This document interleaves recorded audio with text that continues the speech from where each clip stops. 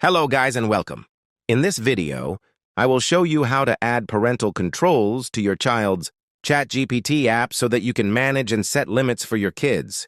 So without wasting any time, let's get started by going to the App Store. In the search bar, type ChatGPT and make sure the app is updated to the latest version. Once you have updated the app to the latest version, simply tap on Open. After opening the app, tap on the two lines in the top left corner of the screen, then tap on your profile and scroll down. Here, tap on Parental Controls. Next, tap on Add a new family member and select This is my child. Then you can add your child by entering their email address and simply tap on Send. It will take some time, and after that you will see the email status as pending.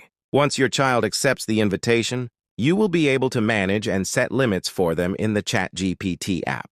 So that's it for this video. Make sure to like and subscribe for more. Thanks for watching, and I'll see you in the next video.